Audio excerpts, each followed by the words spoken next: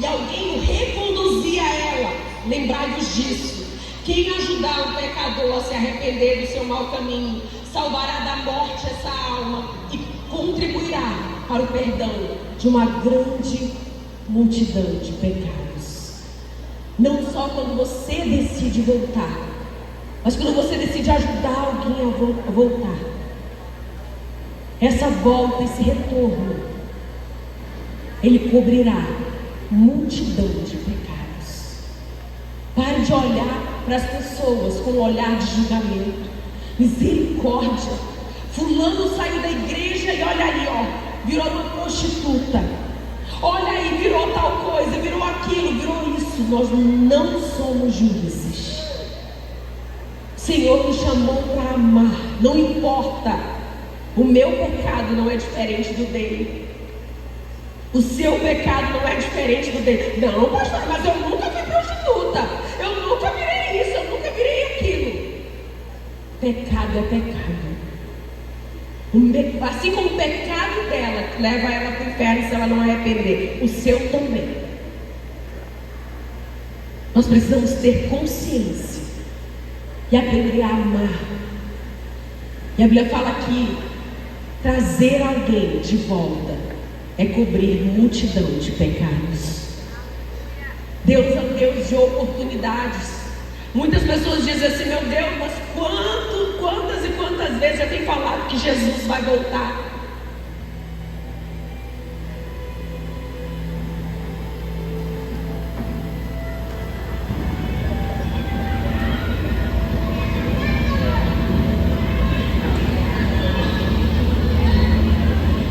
E aí, Samuel, tudo bom? Ô, Samuel, te vi hoje no culto, tá meio quieto, meio para baixo. Tu não é assim, Samuel. Tá mais agitado, tu tá sempre meio empolgado. Tá parecendo muito pensativo. Tem alguma coisa acontecendo? Ah, Fernando, para ser sincero, eu estou inquieto. Ainda mais com essa palavra hoje da pastora. Mexeu muito comigo e eu tenho lido as escrituras e olhado o que tem acontecido no mundo. Guerras, doenças, desastres. O amor está se esfriando. Sabe, às vezes parece que Jesus está prestes a voltar. Você não está errado, irmão. Os sinais estão aí. O próprio Senhor disse que, quando víssemos essas coisas, deveríamos levantar a cabeça, porque a redenção estaria próxima. Mas por que essa preocupação agora, hoje? É que eu olho ao meu redor e vejo tanta gente distraída, vivendo como se nada fosse acontecer. Parece que aos poucos, não, parece que poucos estão prontos. E eu confesso que às vezes eu me sinto assim, como se o tempo estivesse acabando e muita gente ainda não tivesse entendido a urgência disso. E fora que eu tenho falhado tanto de falar do amor de Deus para as pessoas, Fernando, eu sinto que só estar aqui dançando e fazendo teatro ainda não é o suficiente, mano.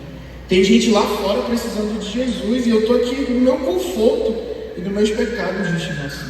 Sabe, Samuel, isso me lembra uma parábola que Jesus contou, a do grande banquete. Talvez você já tenha ouvido, mas eu quero te lembrar ela. Eu acho que eu já ouvi, inclusive eu acho que a pastora mencionou sobre isso, mas eu não lembro direito. Como é mesmo? Bom, certa vez Jesus se reuniu junto aos fariseus e era um sábado e Jesus contou a seguinte história. Disse que um homem preparou um grande banquete, uma festa linda e, na verdade, Samuel, que tal vivermos essa parábola? Certo homem estava preparando um grande banquete e convidou muitas pessoas. Na hora de começar, enviou seu servo para dizer aos que haviam sido convidados: venham, pois tudo já está pronto. Não sabemos quem é este homem, mas podemos supor que se tratava de alguém muito rico e poderoso. Somente as majestades costumavam oferecer festas com tamanha magnitude. Como sabemos que a festa era assim tão grande, ela possuía dois convites. Um que se encaminhava para o descendência desse estado, outro que era enviado no dia da festa. Este segundo convite era como uma caravana que descia do palácio em festa, gritando sobre o banquete, animando os que haviam sido convidados. Funcionava como uma prévia da festa na rua. Assim, os convidados que daquele unicamente estariam se arrumando, ficavam ainda mais eufóricos, imaginando o que estaria por vir. E os que não haviam sido convidados podiam provar um pouco do sabor daquela festa restrita dos ricos. Mas dessa vez aconteceu algo curioso. Os convidados, cuidadosamente escolhidos, viraram as costas para o convite. Todos, como se num acordo secreto feito nas sombras, decidissem que não valeria a pena. Assim, cada um oferece uma desculpa ridícula. Os que estão na mente ouvindo o contador de história provavelmente riram diante dessas desculpas esfarrapadas. Eles ainda não entendiam que Jesus estava falando sobre eles. Por isso riram. Quando somos nós os ridículos, a graça acaba. Não é assim? Eu quero a minha casa cheia, toalha de cetim na mesa, sorriso enche a sala inteira, desde que a festa começou agora.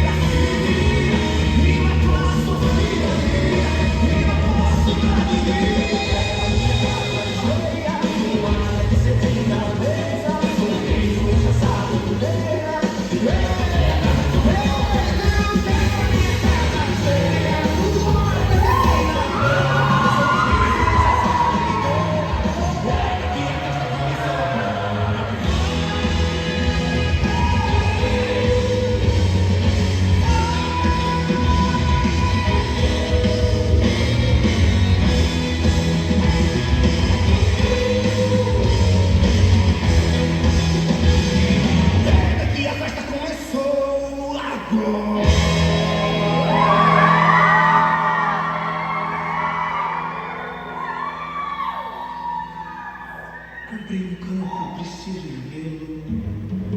Como assim? Comprou sem ver? Vai de noite? Sim, me desculpe. E aí outro vai dizer, comprei 5 juntas de boi, preciso prová-las. Comprou um equipamento de alta tecnologia sem testar.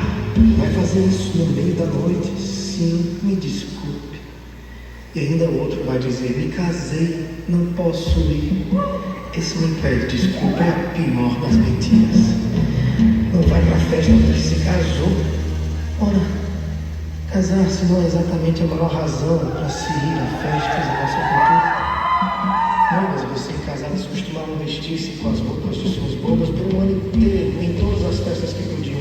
Você está em festa, por isso não vai pra festa. Não faz sentido. É patético, não faz sentido. A vida convida todos os dias e ainda assim, com as mais absurdas desculpas, a gente se afasta da festa. Como se estivéssemos todos debaixo de um terrível acordo tramado nas sombras. A esposa do lado, uma festa para se celebrar, o filho no quarto, uma festa para sorrir. A cidade, seus sons, seus rios, o mar, convidando uma moça grávida, a festa explodindo diante dos olhos. O vinho, o pão, o livro sagrado, o encontro dos santos irmãos. Tudo gritando, chamando para ir, mas comprei o terreno, meu trabalho exige muito de mim, não posso celebrar a vida. Comprei 5 juntas de boi, a tecnologia distrai, filmes demais, jogos demais, tudo demais. Não tenho tempo para a vida, me casei, minha família, meus filhos precisam de mim, precisam de inglês, precisam de Enem, precisam descansar. Não posso perder tempo com o banquete da vida. E assim a gente vai mandando aos montes poliglotas gabaritados para o inferno. Que tragédia. Não é mais engraçado quando a piada é a respeito de nós. O servo voltou e relatou isso ao seu senhor.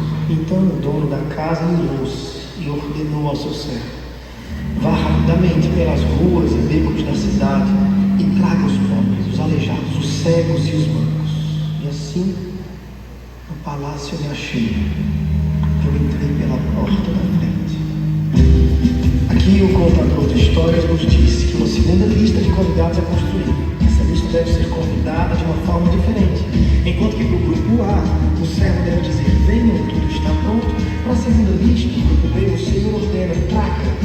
Essa palavra, em seu sentido original, que nos foi traduzida como traga, aponta não para um simples trazer como alguém que diz segue-me, não. A ideia que esta palavra evoca exige contato físico, comprometimento físico, como se o Senhor da festa estivesse dizendo: traga pela mão, venha guiando, se for preciso carregue no colo, se for necessário põe seus ombros. Por que para a primeira lista é um simples venha e para a segunda lista traga, comprometa-se fisicamente?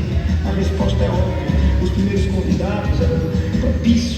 Se quisessem ir, tinham a roupa certa, sabiam o caminho, certamente possuíam servos que os levassem até em carruagens ou nos ombros. Mas os convidados da lista B, mesmo que gostassem muito da ideia de ir para esse banquete em comum entre majestade e pobres, não eram capazes de chegar lá. Alguns poderiam dizer: que lindo convite, mas eu não tenho roupa para ir a um lugar desses.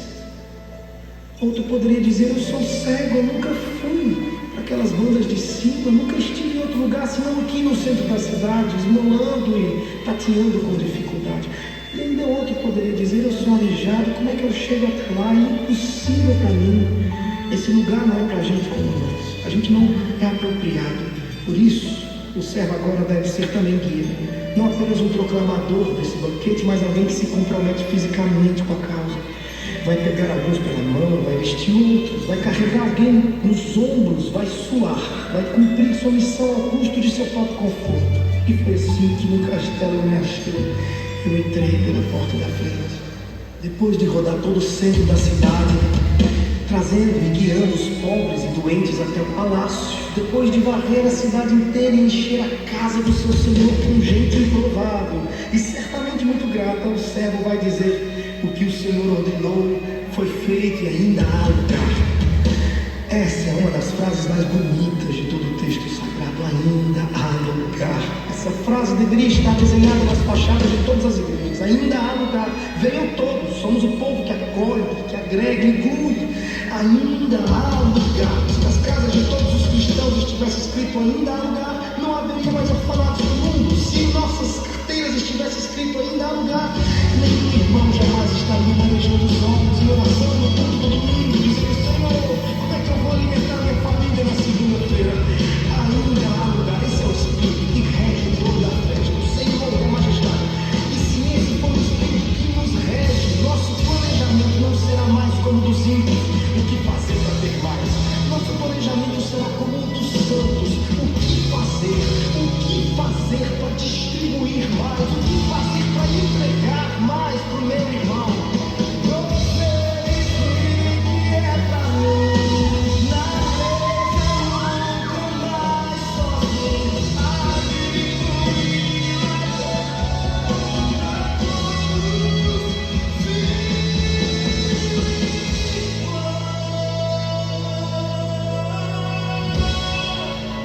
Ainda há lugar. Então o Senhor disse: vai pelos caminhos embalados, e obrigue-os a entrar, para que a minha casa fique cheia. Eita, aqui a história começa a ganhar contornos mais fortes. Vá pelos caminhos embalados e obrigue-os. Surge uma nova lista de convidados, e para estes também uma nova forma de se executar o convite. Para o grupo A, vem. Para o grupo B, traga pela mão. Para o grupo C, obriga-os a entrar. Por que eles deveriam ser obrigados? Resposta óbvia. Caminhos embalados são as estradas e os limites de fora da cidade, o que fica para além do muro. E quem que habitava nessa região aí? Bandidos, prostitutas, assassinos, assaltantes, foragidos, leprosos, gente com doenças contagiosas, pessoas já esquecidas pelo convívio social, abandonados, quebrantes, estranhos demais para se ter sequer na rua como pedintes, desiguais.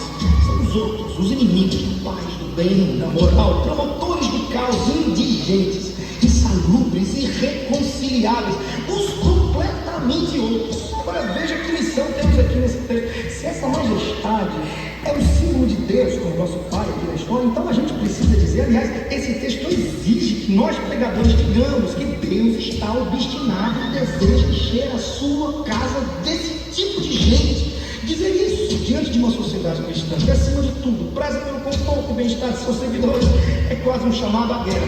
Qualquer pregador que colocar força demais nessa verdade bíblica correrá o risco de ser tomado como um doido, um bagunceiro, alguém que prejudica a paz e o status quo da sociedade cristã. Contudo, o texto está aqui, continua e ao custo que for, eu lhes direi que ele me obriga a dizer: Deus quer sua casa cheia desse tipo de gente que costumamos colocar do lado de fora dos nossos muros. Quem é o grupo C?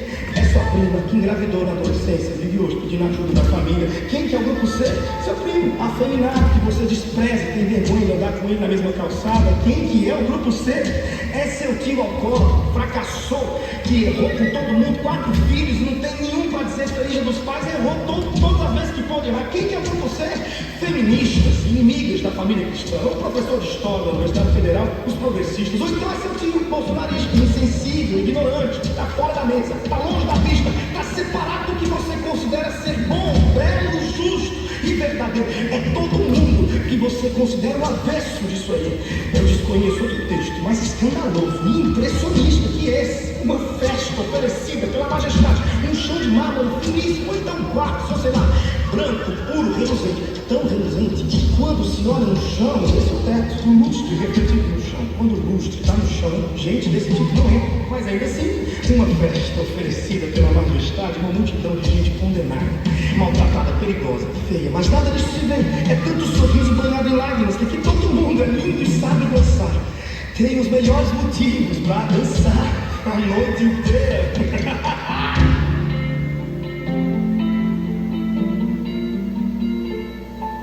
Pode entrar, eu ouvi amargor no olhar, quando a luz está no chão, onde os meus estão.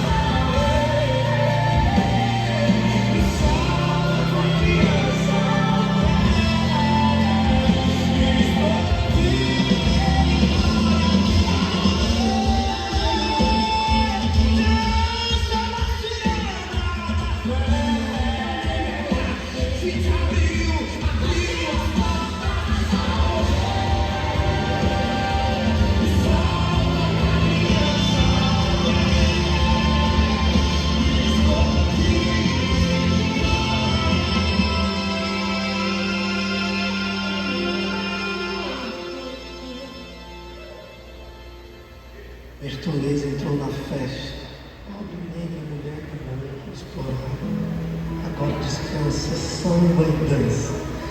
Os retirantes magricelos, Fabiano, sua esposa sem a vitória, seus filhinhos e até a baleia não precisam mais fugir da miséria em busca de abrigo.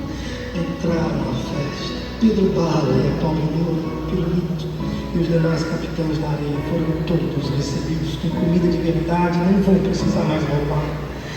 A Cabeia não precisa mais se resignar na angústia de não saber, tudo lhe foi revelado, está desvendado, sorri com todos os demais, está em família. É assim que vejo o final dessa parábola. com esses representantes da alma brasileira, finalmente encontrando um lugar de acolhimento e celebração. Porque o grande banquete não seria grandioso sem cada uma dessas almas quebradas.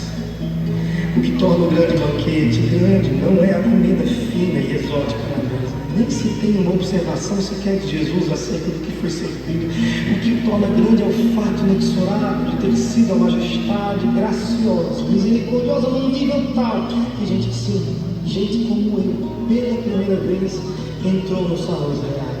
Um absurdo, um disparate, um desperdício de tempero. Aqueles paladares oxidados pelo pecado jamais conseguiriam descrever fielmente o sabor de alimentos tão finos. Que desperdício, que assombro, que espetáculo de rei! Como não se maravilhar diante de sua graça? Como não dançar e celebrar o rei que quebra o sistema dos religiosos e admite pecadores como seus convidados de honra?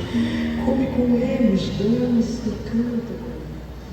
E aí, Samuel? E aí, agora deu para entender? Sim, Fernando, era isso que eu estava procurando, a resposta que eu precisava.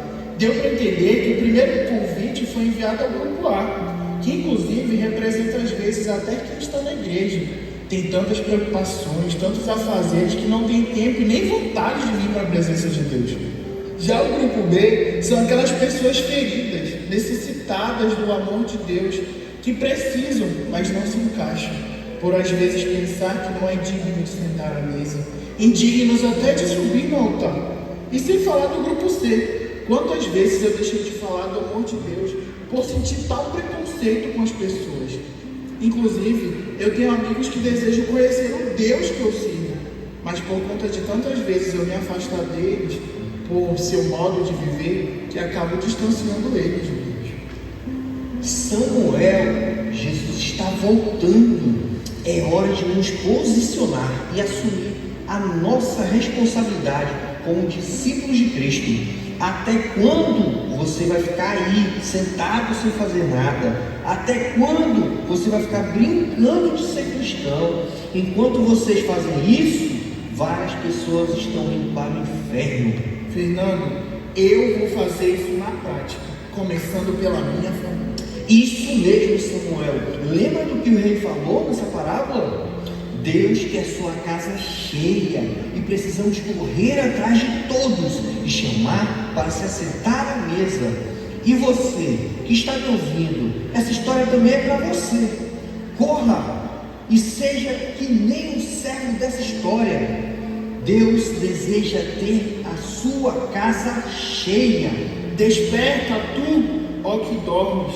É chegada a hora de falar do amor dele. É chegada a hora de se posicionar.